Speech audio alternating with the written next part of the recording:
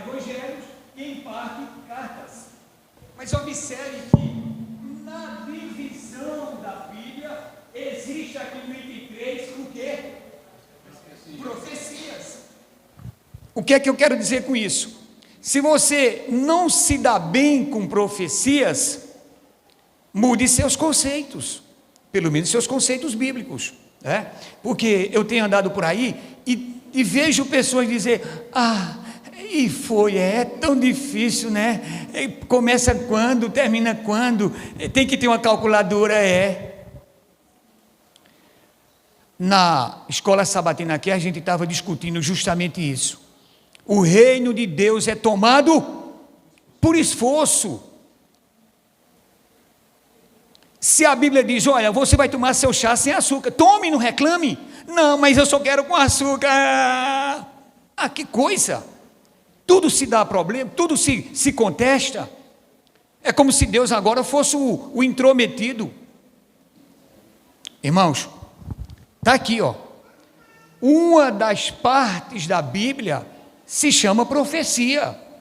E quer ver mais? Olha, profecia são livros escritos em linguagem profética, esqueci de botar simbólica.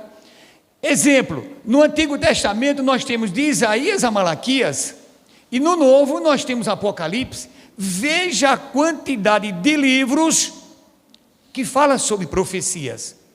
E se você não abre sua mente, seu espírito para essa percepção bíblica das profecias, o que é que eu vou fazer com esse monte de livro? Vamos eliminar esses livros, porque tem pessoas que não gostam de profecias? É até complicado, né, irmão? Ou então vamos ligar para o céu: meu Deus, vamos aqui conversar, bater um papo para refazer esse cânon bíblico? Também não pode.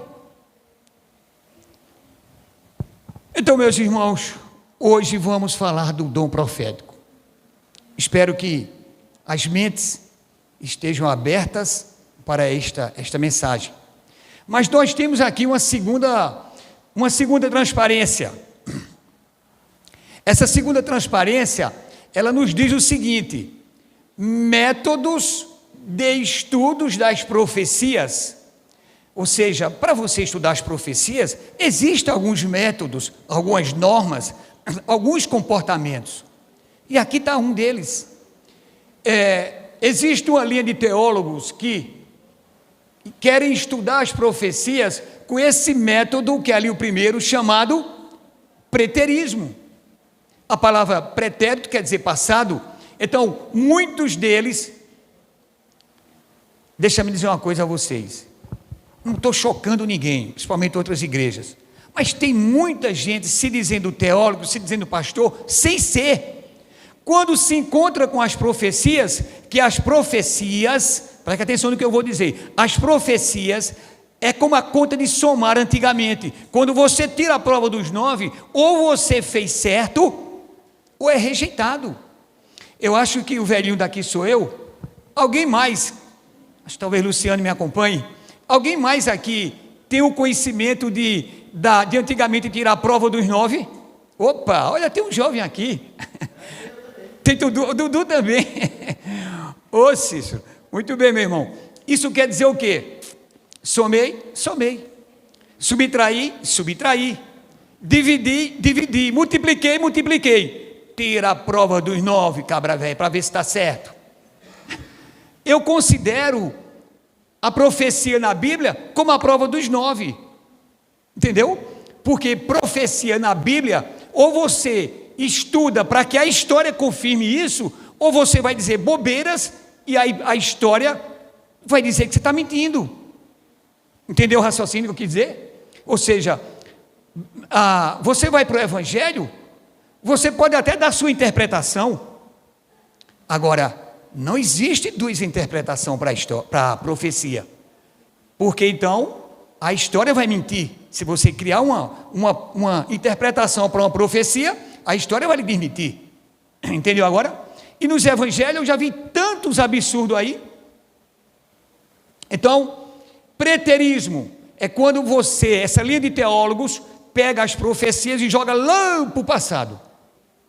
Mas existe outra linha de teólogos que diz que as profecias têm que ser estudadas no futurismo, futuro, que inclusive, como a gente disse que ia dizer as coisas certas, né?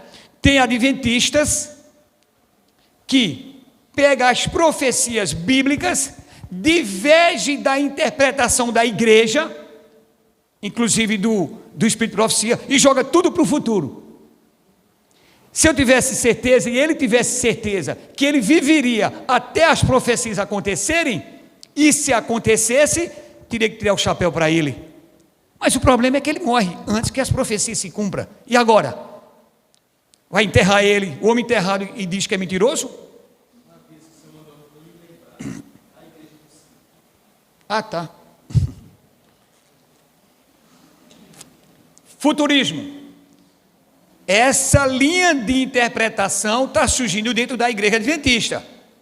Olha o que é que a Bíblia diz. Nos últimos dias vamos ter discordância dentro da igreja. Já está tendo. O terceiro método, historicismo. Quando se coloca as interpretações justamente com o curso da história. Entendeu? Porque a profecia é a prova dos 9 da Bíblia.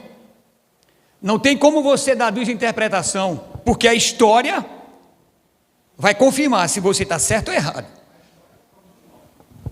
Sim, tudo bem. A história, no caso, seria a prova dos 9. Tudo bem, então não podemos errar as profecias. Mas agora existe uma quarta interpretação para os estudos da profecia. Quando se coloca as interpretações em simbolismo de realidades espirituais, sem qualquer referência ou especificidade. Ou seja, eu simplesmente digo que essa profecia, ela aconteceu no céu, sem dar referência nenhuma. É por isso que esse idealismo ali, quase que ninguém nem dá atenção a isso. Então, o que é que eu quero dizer? A profecia, ela quando dá a autenticidade dela, quando ela é interpretada corretamente, não tem como você não encontrar no curso da história tudo o que aconteceu.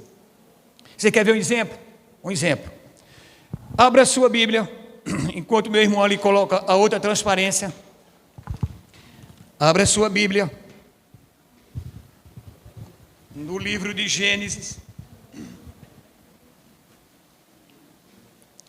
Lá no comecinho.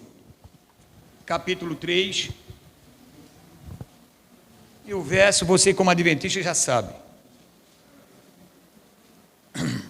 Gênesis, capítulo 3.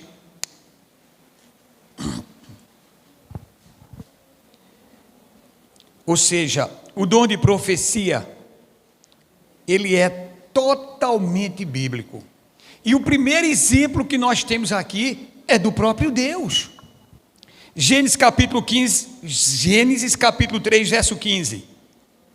E o meu irmãozinho já botou a transparência ali, ó. Mas a gente vai ler. Vamos ler? Amém ou misericórdia? Amém. Muito bem, igreja. Gênesis capítulo 3, verso 15 diz assim na minha Bíblia: porém, inimizade entre ti e a mulher, entre a tua descendência e o seu descendente. Este te ferirá a cabeça, e tu lhe ferirás o calcanhar. Isso é uma colocação que Deus está dizendo à serpente. Está aqui, ó. Alguém com a criatividade fez esse desenho. Jesus, a serpente ao lado, e bem para cá, Adão e Eva e a serpente. A gente já sabe dessa história, né? No decorrer dessas noites, eu mostrei aqui que Adão e Eva estavam no paraíso, até parafraseei, dizendo assim: é como se Deus chamasse Adão e Eva e disse: olha, aqui dentro tem 1000 árvores, eu vou te dar 999, tu só não vai mexer em uma. Mas sabe como é que é, né? Aliás, foi o homem, né? Ou não, foi a mulher? Foi a mulher se afastou do marido, foi tentar varrer o terreiro sozinha, e terminou olhando para aquela árvore, e você já sabe a história. Os dois pecaram. Mas os dois pecaram, então precisaria receber a punição do pecado. E ontem falamos tudo sobre isso. Hoje eu quero falar apenas do dom profético. Está aqui, a primeira profecia bíblica está aqui, Gênesis 3,15. E quando você lê, porém inimizade entre ti, serpente, e a mulher, entre a tua descendência e o teu descendente, este te ferirá a cabeça, a mulher, e tu lhe ferirás o calcanhar. Então aqui qual é a nossa interpretação para isso? A gente compreende que quando Jesus morreu na cruz, a serpente mordeu o calcanhar da mulher. Mas por que isso? Está vendo como é que é a profecia? Porque é o seguinte, o que é que os nossos teólogos explicam? É que, imagine que quando Jesus estava no mundo, a multidão de gente que acompanhava ele, e a pregação do evangelho cada vez mais se expandia. Então a gente imagina, Jesus só passou 3 anos e meio, abalou o mundo, e se Jesus tivesse passado 10 anos, seria melhor ainda, entendeu? Então, quando nós perdemos Jesus, a serpente que providenciou todo esse processo da morte de Jesus, subentende-se que a serpente imaginava, a serpente aqui é o poder do mal, a serpente imaginava que Jesus não iria conseguir chegar à cruz, ele iria renunciar, ele iria pecar. Por quê? Porque durante toda a parte jovem de Jesus, ele não queria que Jesus crescesse, queria que Jesus morresse. Mas quando Jesus cresceu, ele não queria que Jesus morresse, queria que Jesus pecasse. Só que Jesus não pecava, não morria. Então, o poder do mal imaginava que Jesus não iria suportar a cruz. Com isso, ela consegue a profecia que diz que a serpente atingiu o calcanhar da mulher. Nós sabemos que mulher em profecia representa igreja. Então a igreja perdeu com a presença de Jesus no mundo. Porém, a profecia continua dizendo que a mulher esmaga a cabeça da serpente. Como? A morte de Jesus, sem pecado, sem renúncia, acabou as últimas chances que Satanás poderia ter de uma segunda oportunidade, ou uma terceira, ou uma quarta, não sei. Então, o espaço de perdão que Satanás poderia ter, eliminou-se na cruz. Então, está aqui a primeira profecia mostrada na Bíblia pelo próprio Deus. Então isso aqui mostra que a gente não pode ter rejeição, ou não pode criar dificuldades para compreender as profecias. Entendido? Até aí tudo bem? Estamos falando sobre profecias. Bom, vamos passar aqui para frente. Mas antes de passar, deixa eu me dizer uma coisa a vocês. Não é para exaltação de Djaí, pelo amor de Deus. 2 de novembro de 2021, nós começamos uma construção lá no sítio, ainda começando a ser uma vila. 2 de novembro de 22, conseguimos construir a igreja e deixar numa situação de cultuar. Dia 5 de novembro que passou, fizemos a inauguração. E houve a inauguração o mês de novembro todinho. Foram 4 sábados só de louvor e alegria para Deus. Amém? E hoje eu queria chamar a atenção de vocês para um detalhe. Tem o Carlinho, tem o Eric, tem o Luciano, tem o Dudu. Vocês podem, a partir de agora, se lembrar da igreja lá do sítio Borrachinha, porque depois que acabou a inauguração, que as igrejas foram nos dar uma força, nós ficamos pouca gente. Então, vocês poderiam pensar no sítio Borrachinha, uma igreja que está começando, e nos fazer uma visita. A cabecinha daquele rapaz fez assim, não fez assim, foi assim. Mas escute, o céu está filmando você. Isso, garoto, muito bem. Comprometa-se, agora vai nos ajudar. Quando chegar lá no escritório, avisa a Eric, para ver se ele se lembra, para dar uma força lá para a gente. Luciano já disse que no ano 2023 ele vai também. Pega uma corda, amarra Dudu, bota ele na mala e vai com ele, rapaz. Escuta, gente, eu estou dizendo assim com descontração, mas precisamos de vocês. Precisamos porque é uma igreja que está começando, lá só tem 5 pessoas. De Jair, o irmão João, irmã Madalena, meu irmão Robson, que é colega de barriga, e sua esposa.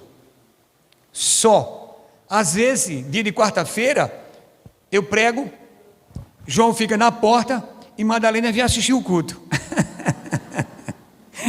É isso, Madalena. Possivelmente eles estão nos assistindo agora.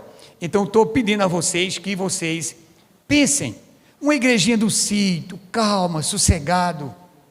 Quando chegar agora em janeiro, vai ter caju, você traz uma bolsinha de caju. Você está vendo aí, Dudu? Alegrou-se. Diga, Luciano. Olha aí, escutaram o que ele disse? Muito bem. Então, como a igreja daqui teve o apoio, eu quero o apoio de vocês. Tudo bem? Vamos lá, vamos se coordenar. Mas vamos lá, vamos adiantar um pouquinho aqui. Falamos sobre o dom profético, está aqui a primeira profecia. Eu queria que você adiantasse um pouco sua Bíblia, vamos navegar nas folhas da Bíblia, vá lá para o livro de Provérbios, para a gente dar uma adiantada aqui. O melhor de dom de profecia está no Novo Testamento.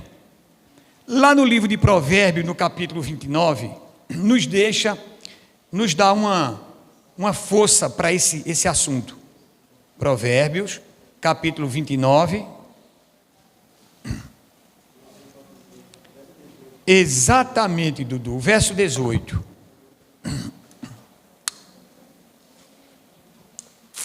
Olha porque a profecia, a gente acha que a profecia é a prova dos 9 da Bíblia, por causa disso aqui, olha a firmeza que a profecia nos dá.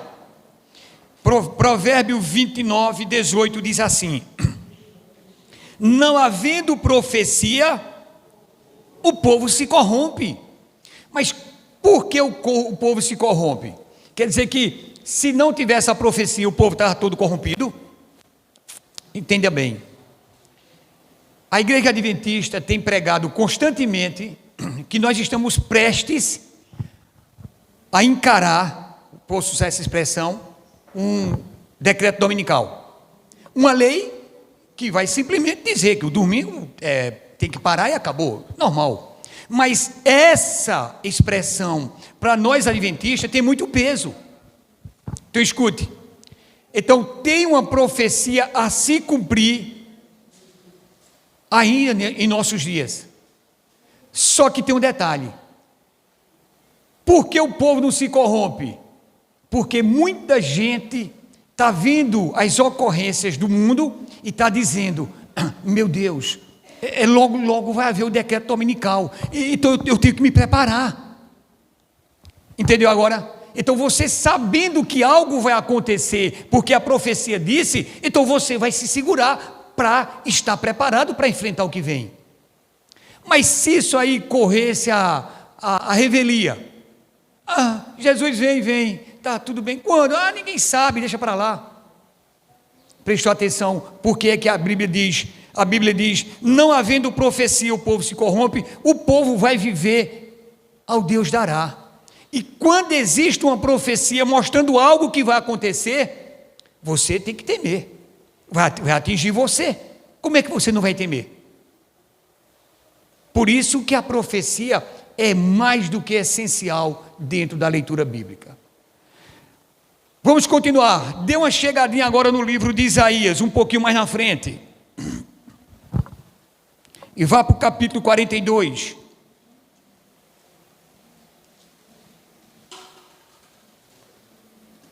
Isaías 42, verso 9. Muito bom, Lulu.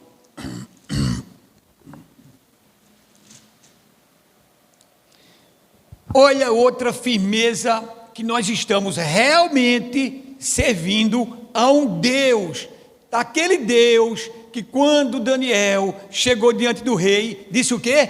Há um Deus no céu que nos antecipa o que vai acontecer e nos revela o essencial. Isaías 42, 9 diz assim: eis que as primeiras predições já se cumpriram, e novas coisas eu vos anuncio, e antes que se suceda, eu vos farei ouvir. Esse é o Deus que a gente serve, não nos deixa no escuro. Amém, igreja? Aproveite agora, dê uma chegadinha para o livro de Oséias. Aliás, não é Oséias, é Amós 3,7. Vamos aproveitar esse embalo com esse mesmo conteúdo. Amós fica ali, ó, depois de Daniel um pouquinho. Amós, você vai para o capítulo 3 e você vai para o verso 7. Exatamente. Cadê Joel? Cadê Joel, minha irmã? Está em Jucati, é? Dudu lembrou dele agora. Cadê Joel? Amós 3,7. Olha outra colocação bem parecida com essa. Amós 3,7 diz assim: certamente o Senhor Deus não fará coisa alguma sem primeiro o quê? Revelar o seu segredo aos seus servos, os profetas. Quem são os profetas e os servos de Deus hoje?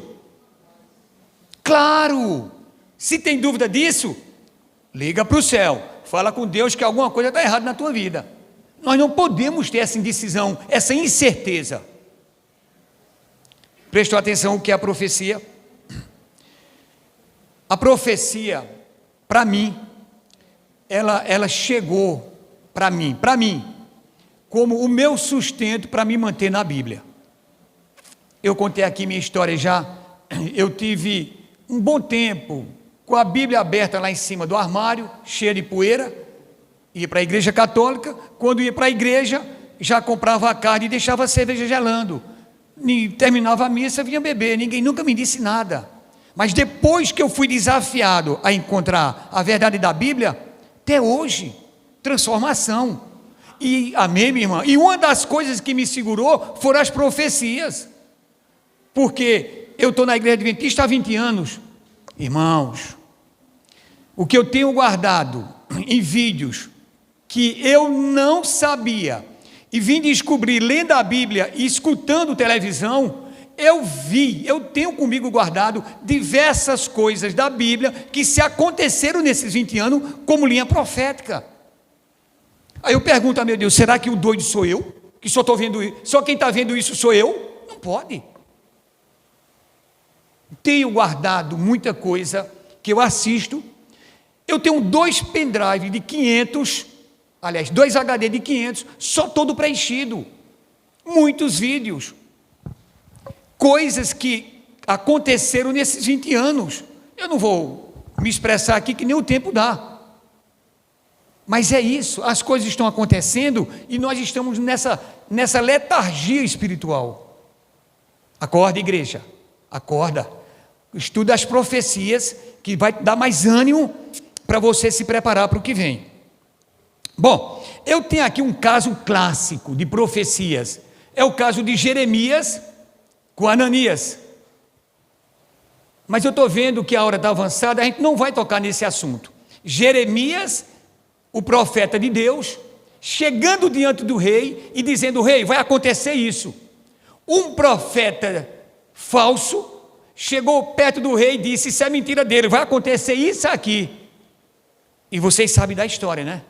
Esse profeta falso chamado Ananias morreu dentro de uma profecia, porque Jeremias disse: tu estás levando o povo ao erro, morrerás ainda esse ano, e dentro do ano ele morreu.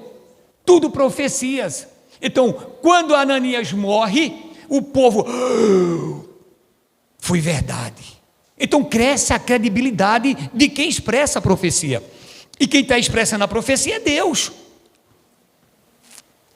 precisamos nos esforçar para gostar da linha profética. Então, qual a conclusão que eu chego? O Antigo Testamento está cheio de exemplos, porém eu não quero mais o Antigo Testamento, eu quero o Novo, para trazer a polêmica para a igreja. Polêmica, Jair? Sim. Em pleno culto? Sim, polêmica. Inclusive para a internet, porque eu sei que tem muitos internautas que vão ignorar o que a gente vai colocar aqui agora, mas ontem eu deixei o meu telefone expressamente aqui, para se alguém tem dúvida do que foi dito, liga para Jair, e a gente vai conversar, eu vou te dar mais material, e não vai ser diferente agora. Vamos adentrar no Novo Testamento, no livro de 1 Coríntios, 1 Coríntios, você vai para o capítulo 12,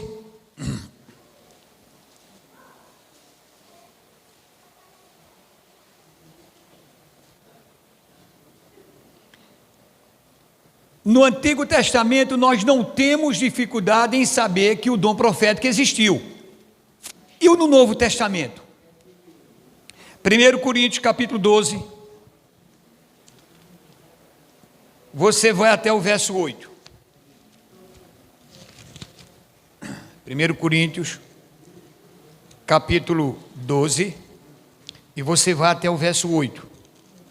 Aqui nós vamos ter a certeza de que o dom profético, ele continuou no Novo Testamento. Bom que se deixe bem claro isso. Vamos lá.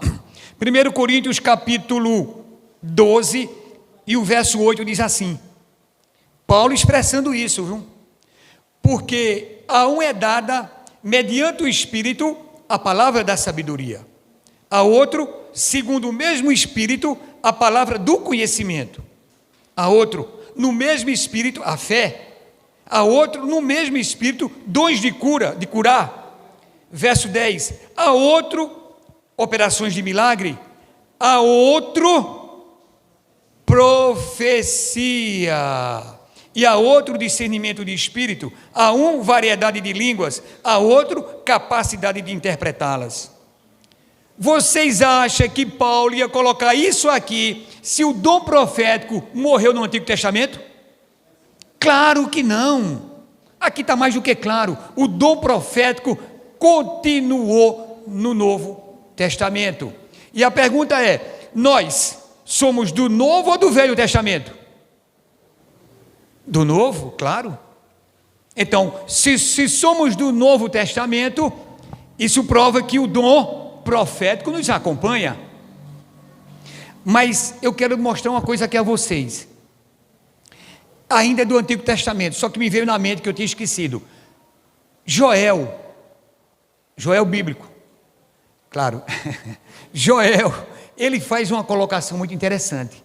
Ele diz que nos últimos dias, velhos sonharão, jovens profetizarão.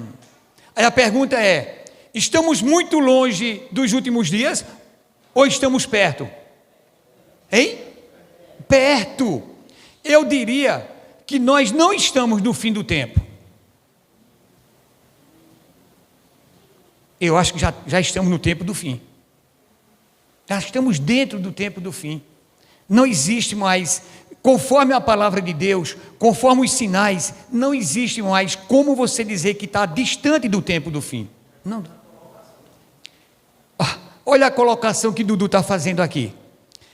Começou o time, 2 times jogar.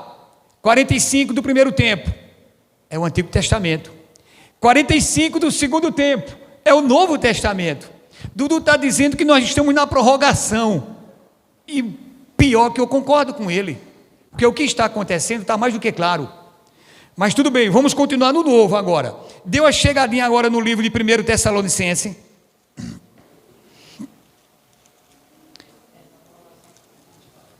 1 Tessalonicenses, dá uma chegadinha ali, no capítulo 5, verso 20. Lembrando que 1 Tessalonicense fica antes do 2 Tessalonicense.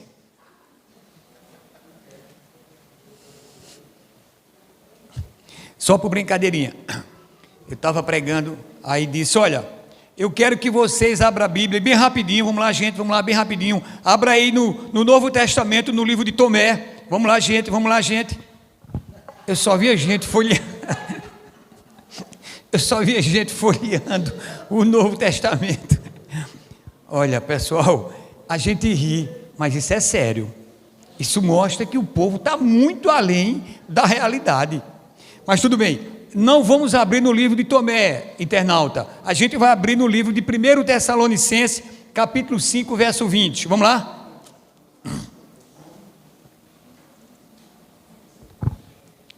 Olha, o Paulo que confirmou que o dom de profecia estava no Novo Testamento, olha o que é que ele diz agora. Ele olha para nós agora, para essa igreja, e diz assim, 5:20. Não desprezeis as profecias. Irmãos, deixa eu dizer uma coisa a vocês. Eu sei que eu estou falando ao vivo e muita gente vai escutar isso, e eu falo sem medo. As profecias bíblicas, que muita gente tenta dar uma interpretação a elas erradas. Escuta, internauta, o que eu vou dizer. Existe um pastor chamado Antônio Júnior, eu estou até me comprometendo citando o nome dele, mas eu sou obrigado a dizer isso. Está jogando aí um monte de vídeo sobre trombetas, sobre selos, que sinceramente, nem a 5ª Guerra Mundial vai ser igual àquilo. Nem a 5ª ou 6ª Guerra Mundial. Ou seja, meu Deus, e o pior é que eu estava pregando em Pesqueira, comecei a mostrar alguma coisa, aí mostrei esse vídeo do Antônio Júnior, e 2 pessoas da Adventista disseram, eu assisto, eu sigo ele. Não dá para chorar não, mas vem aquela mágoa dentro do coração. Oséias capítulo 4, verso 6 diz, o meu povo perece, pois é. Mas não teve dúvida, quando os 2 disseram isso, eu olhei para Bernone, que vocês conhecem, Bernone, levante. Bernone levantou. Eu disse, olha aí, 2 pessoas que não estão sendo orientadas, culpa é sua. Mas não, levante-se e pegue, veja quem é, e dê um curso bíblico de profecias. Entendeu agora? Porque trombetas, selos, é quase tudo profético. Infelizmente, o que é que acontece? O pessoal pega aqueles vídeos, uns vídeos sensacionalistas, aí de repente vê um meteorito, bum, metade da terra foi-se embora. Não pegou a parte de Antônio Júnior, sei lá, não pegou a parte onde ele mora na terra, só pega dos outros. Entendeu? Não pode. O sensacionalismo está tomando conta do mundo. E depois o futurismo, não, isso é para o futuro. E as coisas acontecendo e o povo, Me bota outra foto agora, para aproveitar esses 10 minutinhos. Essa foto não é estranha para a igreja, é? Essa minha prima pediu que essa minha irmã pediu que eu botasse essa foto dela aqui. Quem é que conhece essa minha irmã? Hein? Ellen White. Eu disse, irmã, mas não é colega de barriga, né? É irmã da fé. Eu vou mostrar aqui uma coisa a vocês, que eu tenho certeza que a maioria do pessoal não sabe do que eu vou dizer. Nossa irmã, Ellen White, irmã de fé, ela teve muitas visões dadas por Deus. E certa vez, médicos foram ficar ao lado dela por um certo tempo, até presenciar que ela fosse entrar em visão. Porque dizem que o verdadeiro profeta, quando entra em visão, não respira. E os médicos ficaram com ela até um certo bom tempo.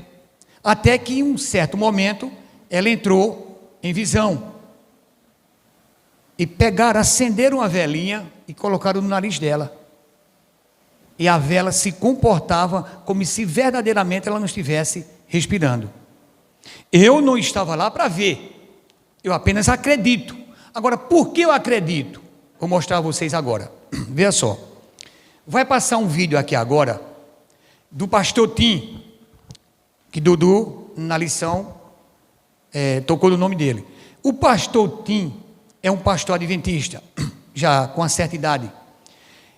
Ele vai contar aqui uma história sobre Ellen White.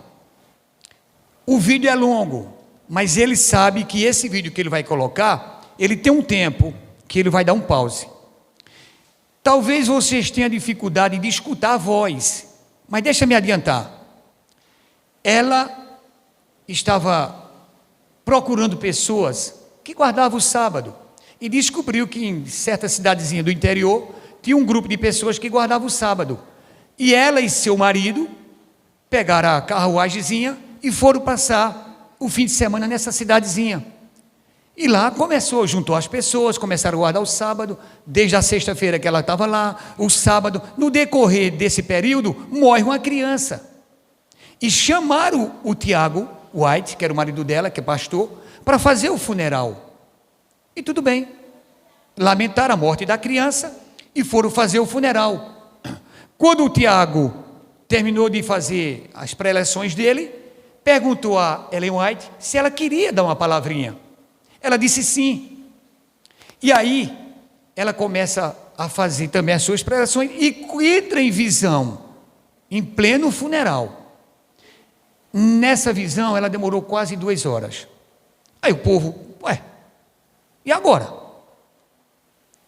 Mas por fim, ela, quando terminou, pegou o trem de volta para casa. Só que ela se sentiu muito fraca, porque, imagine, Daniel, quando esteve diante dos anjos de Deus, acabou-se as suas energias. E ela estava em visão. Então volta para casa. Quando ela volta para casa, ela conta ao marido o sonho que teve. Deixa eu ver se o pastor Tim conclui essa história. Se tiver difícil de falar, a gente completa. Tenta lá, bota aí rapidinho. Estavam em Lovetts Grove, estado de Ohio, participando de reuniões de adventistas naquela localidade. Mas alguém havia falecido e no domingo, dia 14 de março de 1858, ocorreu a cerimônia fúnebre. Naquela ocasião, o oficiante foi o pastor Tiago White. E após o sermão, Ellen White decidiu proferir algumas palavras de consolo aos enlutados. Tão logo ela começou a falar, foi tomada em visão. E aquela visão durou 2 horas. Enquanto ela estava em visão, pessoas observavam os seus gestos graciosos, o seu semblante, percebendo coisas bem distantes e impressionantes que ela estava vendo em visão. Terminada a programação, as pessoas retornaram para os seus lares e no dia seguinte, o casal White começou sua viagem de retorno a Battle Creek, Michigan. Mas no meio da viagem, eles decidiram parar na casa de uma família amiga. E enquanto estavam dialogando com a família, a senhora White experimentou algo estranho. Parecia um ataque de paralisia que pegou um dos lados do seu corpo e ela, bem como alguns outros, temiam que aquilo fosse o final de sua existência. Mas, diante de várias orações ferventes, ela começou a melhorar um pouquinho, o suficiente pelo menos para poder viajar. Chegando aqui em Battle Creek, nesta residência, ela começou a escrever o resultado, ou seja, o manuscrito da visão que ela havia tido. E essa visão, ela começou a escrever apenas uma página e ela estava tão debilitada que não conseguia continuar, tinha que descansar alguns dias para recomeçar a escrever outra vez. Mas à medida que o tempo foi passando, ela conseguiu recuperar suas energias e concluiu o relato da visão em junho daquele ano. Após ter sido concluído esse relato,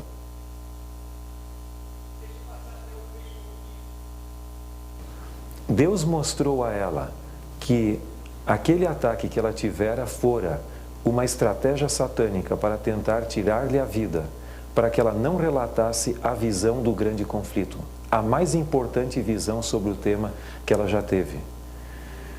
Em setembro daquele ano, finalmente foi publicado o livro contendo a visão, que é o livro Dons Espirituais, volume 1. O conteúdo desse livro aparece integralmente como a terceira parte do livro Primeiros Escritos de Ellen White em língua portuguesa. Esse foi, portanto, um dos mais importantes relatos de uma visão que Ellen White deu, onde ela demonstra como ao longo dos séculos sempre houve uma constante batalha entre Deus e seus anjos e Satanás e seus anjos. E nós, como seres humanos, estamos envolvidos nessa grande batalha pelo destino eterno de cada um de nós.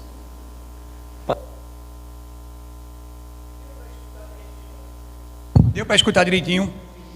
Então escute. Alguém tentou matá-la. Quem foi? Eu não fui, que eu não estava lá. Quem foi? Quem foi? Claro que foi. Tem dúvida sobre isso? Irmãos, preste atenção. Se Deus permitisse que o poder do mal agisse sobre nós como agiu sobre ela, o que é que sobrava da gente? Nada. Agora o que é que eu vou dizer? Presta atenção. Se eu concluir aqui e não der mais tempo, já está resolvido. Eu estava ali na biblioteca, acho que deve ter uns 6 ou 8 livros desse. Esse aqui é o meu.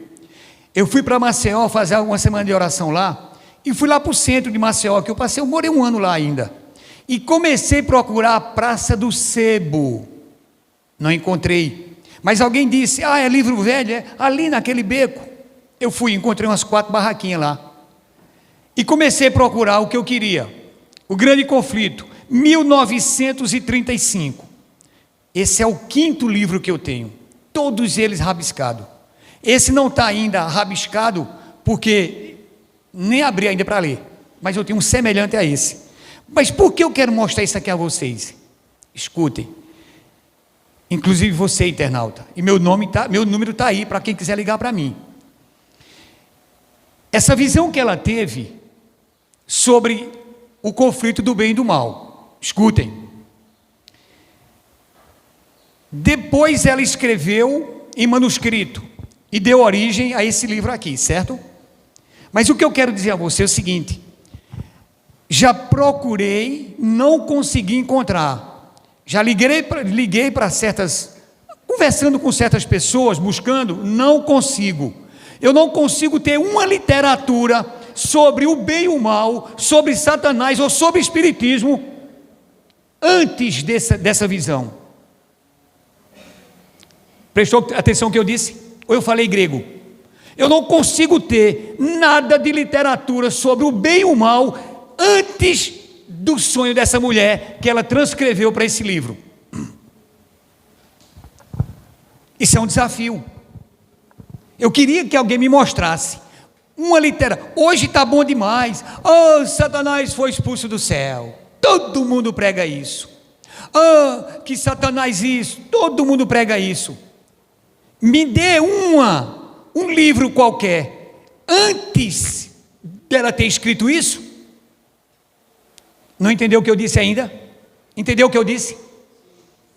Então como é que eu posso dizer que essa mulher não foi inspirada por Deus? Me diga.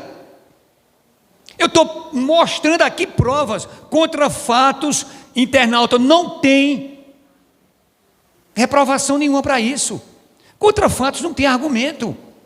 Eu não estou simulando ou criando coisa, eu estou dizendo que esse vídeo foi real e antes desse vídeo não tem literaturas sobre o bem e o mal como nós temos hoje.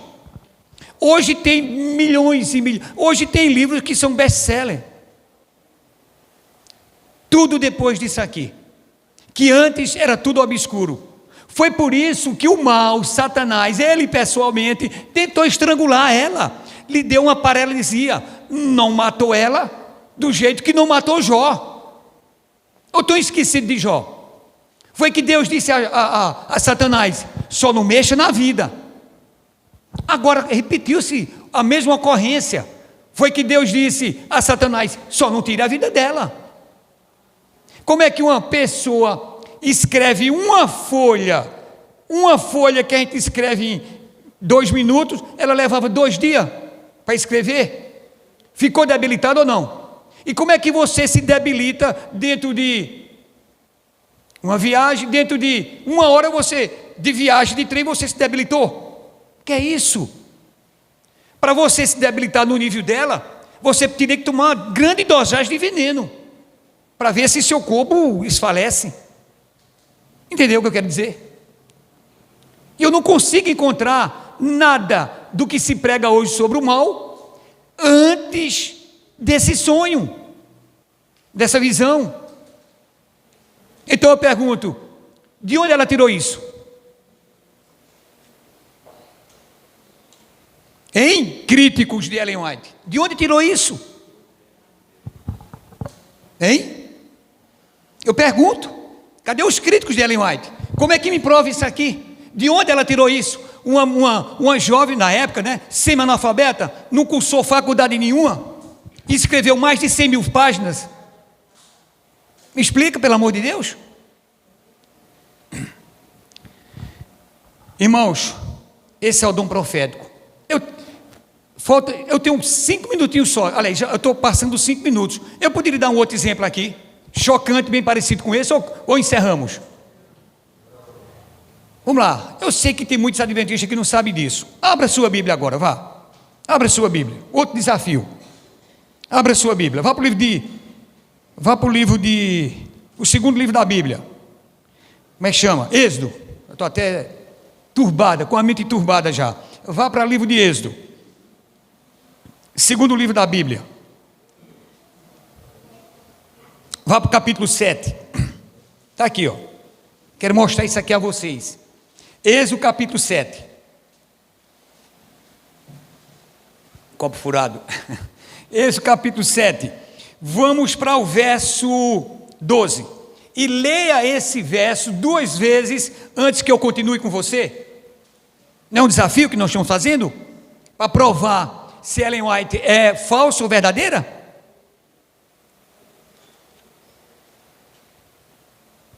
Vamos lá? Na minha Bíblia diz o seguinte: vocês sabem que isso aqui é Moisés se apresentando ao faraó, pedindo a faraó que libere o povo de Deus, os hebreus na época, para adorar a Deus lá no deserto. Aí chega Moisés. Você acha que Moisés chegou lá de paletó e gravata? Não, um pedacinho de pau, uma bengalinha, todo sujo do deserto. Mas olha o que eles conversaram. Não vá para o verso 12, vá para o verso 10, para ficar mais, o contexto ficar melhor. Aqui na minha Bíblia diz assim: então Moisés e Arão se chegaram a Faraó e fizeram como o Senhor lhe ordenara. Veja que foi Deus que mandou. Lança Arão o seu bordão diante do Faraó e diante dos seus oficiais, e ele se tornou em quê? Então você está me confirmando que Moisés pega o cajado, entrega para Arão, Arão pega e joga no chão, e ele se transformou serpente. Muito bem, vá para o verso 11. Faraó, porém, mandou vir os sábios e encantadores, e eles, os sábios do Egito, fizeram também o mesmo com as suas ciências ocultas. Veja aqui a concorrência. Você está vendo a concorrência? Está vendo até que ponto o mal chega? Está vendo? Comprova aí que a mentira ela vai se parecer muito com a verdade do futuro. Mas se você vê literalmente aqui, o que é que você entende que aconteceu aqui? Você está com o conhecimento que muita gente não tem. Mas veja só, eu vou ler de novo, verso 11. Faraó, porém, mandou vir os sábios e encantadores, e eles, os sábios, fizeram também o mesmo com suas ciências ocultas. Então aqui está claro, Satanás simplesmente transformou uma madeira em cobra. Como é que a gente pode enfrentar um homem desse? Me diga. Mas não está escrito. Isso aqui é mentira? Isso aqui é ou não é uma verdade? É não, meu irmão, isso é uma mentira. Isso aqui é uma mentira.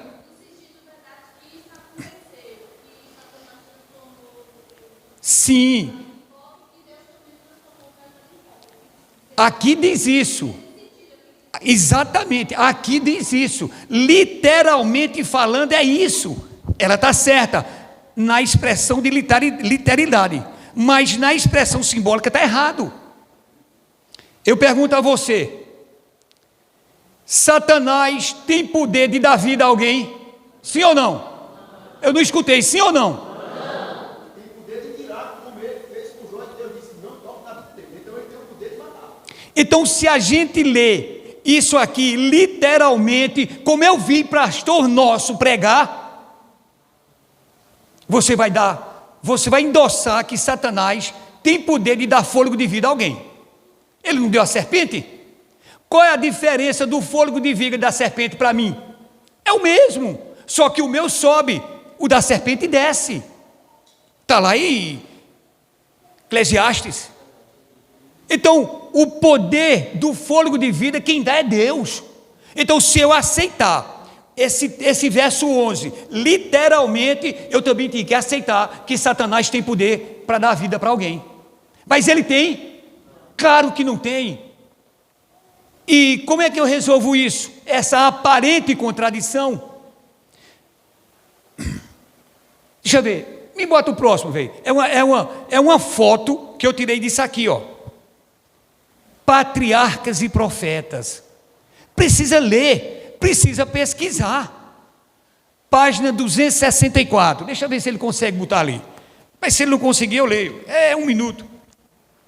Ou eu vou ficar com raiva? Ok. Vamos lá. Página 264. Vê que coisa incrível. Aqui, lembre-se que eu estou falando do dom profético. Eu quero endossar a veracidade do dom profético em cima de Ellen White. Página 264. Será que arrancaram ela?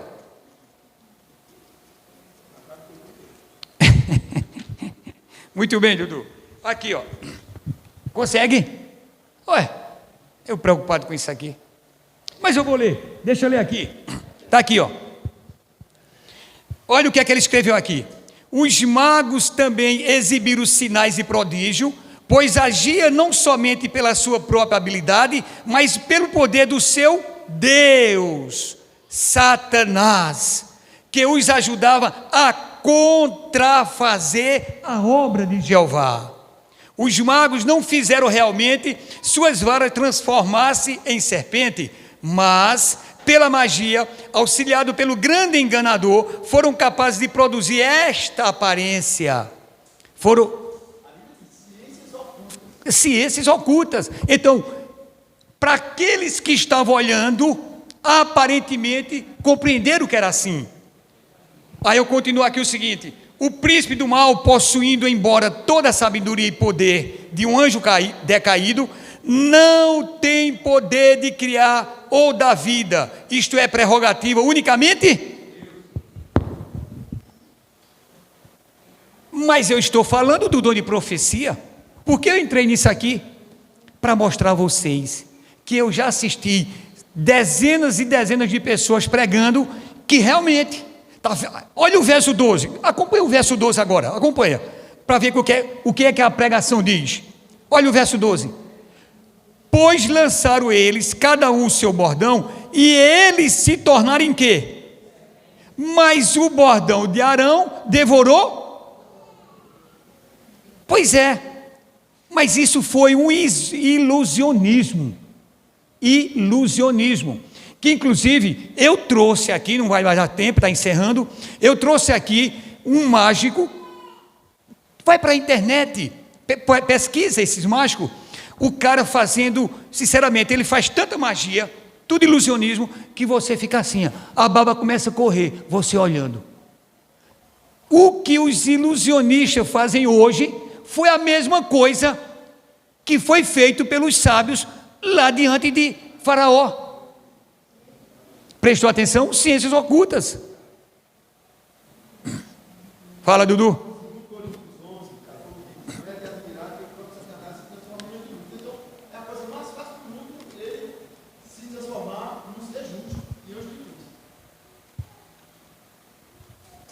Eu já roubei a paciência de vocês demais, que já era para, a trombeta já era para ter tocado, né? Aqui encerrado.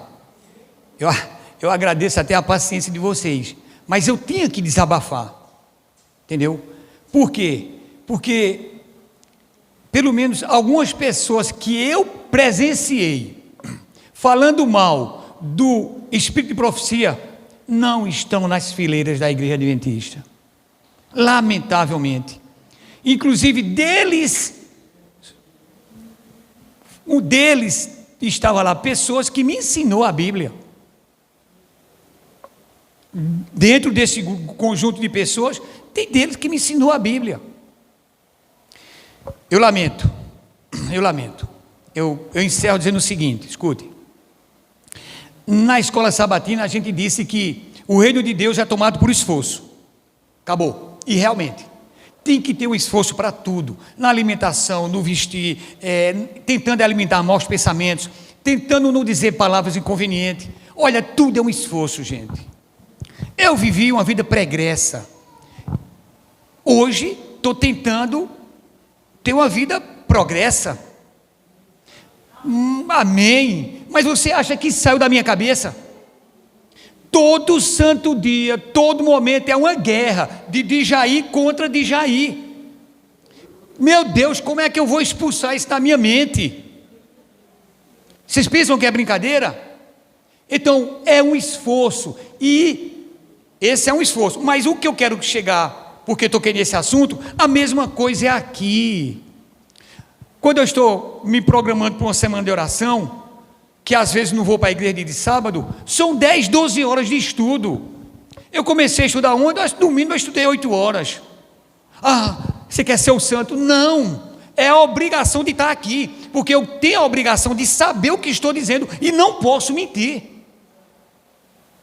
Esforço, gente. Se não tiver um esforço, não vai para canto nenhum, e a gente tem que parar com essa ideia de brincar de crente, pelo amor de Deus. O que é que eu digo a você? Saia, vá para a igreja, vá para a praia, curta cinema, faça tudo, mas quando você vir para cá, eu quero deixar tudo. Só encerrando, saiu do Egito, que estava com 40 anos aprisionado o povo de Deus. Quando saiu do Egito, só pessoas, homens, que podiam portar uma espada, foram 600 mil. Quando você conta criança, mulheres, velhos, dizem que passa de 2 milhões. Agora imagine, 2 milhões de pessoas caminhando para ir para onde? Para Canaã. Mais de 2 milhões. Sabe quanto chegou lá? Eu não escutei. Sabe quanto chegou lá? Mais de 2 milhões.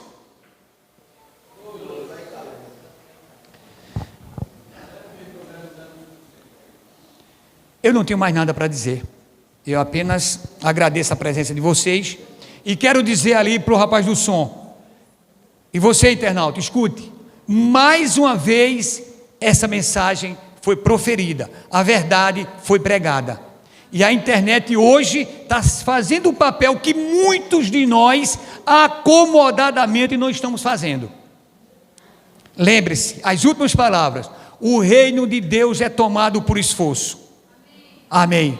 E a mensagem foi espalhada, e nós vamos ficar em pé e cantar esse hino. Coloque aí, meu irmão.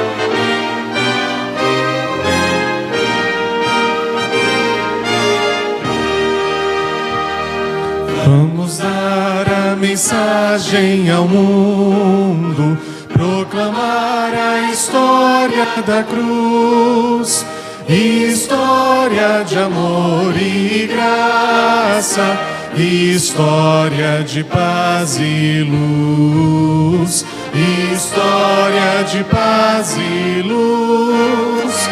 Pois Jesus, nosso Rei, em breve voltará, Rei dos Reis, Senhor. Virá seu reino de luz fundar, um reino de paz e amor. Uma voz de advertência ao mundo deve ser o nosso cantar, um hino de fé que fale das bênçãos do amor sem par, das bênçãos do amor sem par. Pois Jesus, nosso Rei, em breve voltará, Rei dos Reis, Senhor. Virá seu reino de luz fundar, um reino de paz e amor. Um dever é levar Cristo ao mundo como alguém que pode salvar, que pode afastar pecados e a glória de Deus mostrar, e a glória de Deus mostrar. Pois Jesus, nosso Rei, em breve voltará, Rei dos Reis, Senhor. Virá seu reino de luz fundar, um reino de paz e amor. Amém? Vamos orar. Santíssimo Deus, mais uma vez nós estamos com a sensação de dever cumprido para com o Senhor, porque o Senhor disse: ide, e essa igreja está indo, meu Deus. A tua mensagem está sendo propagada. Aqueles que são sinceros, tenho certeza que o Senhor vai fazer com que eles escutem essa mensagem, porque essa igreja que o Senhor derrama tanta luz para ela, nós entendemos, meu Deus, que é a igreja que o Senhor determinou que cumprisse todos os requisitos, tudo que requer de ensinamento bíblico. Por isso, meu Deus, é que nós estamos aqui, falando com ousadia, falando com firmeza, expressando uma verdade. Obrigado, meu Deus. Obrigado, porque temos certeza que a Ti, ó Santo Espírito, que vais tocar na mente de todas as pessoas que tiverem contato com essa verdade. E assim, o mundo se encherá da palavra do nosso grande Deus. Obrigado, meu Deus, por essa mensagem. Obrigado porque no Teu santo dia, na Tua santa casa de oração, nós estamos levando essa santa mensagem para o mundo. Agora, meu Deus, nós te pedimos humildemente, permita que os Teus santos anjos, eles continuem ao nosso lado a nos proteger desse mal que tanto nos atinge, meu Deus. Nos ajuda, Deus do céu, tem misericórdia de nós, sempre olhe para nós com olhos de misericórdia. E a Ti, ó Santo Espírito, continua conosco, sempre nos dê consciência que estamos dentro desse grande conflito. Nós precisamos ser firmes para não desviar nem para a direita nem para a esquerda. Precisamos, meu Deus, olhar para o céu e manter esse foco, que, meu Deus, a partir do nosso pôr do sol, então vem as obrigações desse mundo, que muitas vezes, meu Deus, essa luta pela sobrevivência nossa, nos afasta um pouco de Ti. Ah, Deus do céu, continua olhando para nós com olhos de misericórdia, e nos dê força, meu Deus, só um pouquinho mais de força, para nos manter firme, que sabemos que logo, logo o Senhor vem nos buscar. Ah, Deus do céu, fique conosco, Perdoa, Deus do céu, nossas omissões, nossas falhas, nossos maus pensamentos, que muitas vezes não conseguimos expeli-los. Ah, Deus, é uma eterna luta, mas nós estamos lutando, meu Deus, para nos manter firme, porque só aqui é que podemos conseguir um pouco de força para lutar contra esse mal. O nosso grande Jesus já nos disse: sem mim nada podeis fazer. E por não podermos fazer nada, meu Deus, é que estamos aqui, nesse templo, te invocando, pedindo o teu poder. Aceitamos sim, meu Deus, que o Senhor nos conceda o seu poder. Aceitamos sim, meu Deus, a tua proteção através dos teus santos anjos. E aceitamos sim, meu Deus, Jesus como nosso grande Salvador. Fique conosco, nos leve de volta aos nossos lares, e nós te agradecemos mais uma vez, em nome de Jesus. Amém, meu Deus. Amém.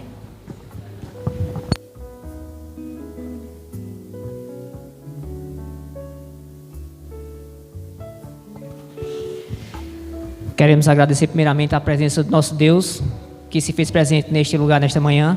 Queremos agradecer ao nosso irmão de Jair por essa mensagem tão poderosa. E assim como ele disse, precisamos nos esforçar. Então, que nos esforcemos para que amanhã à noite possamos estar aqui, para a última noite da semana de pregação, para a última noite da semana profética. Que todos possam estar aqui amanhã à noite para juntos encerrarmos reunidos em oração ao nosso Deus. Que Deus nos leve em segurança aos nossos lares e que nos dê um restante de sábado na sua presença.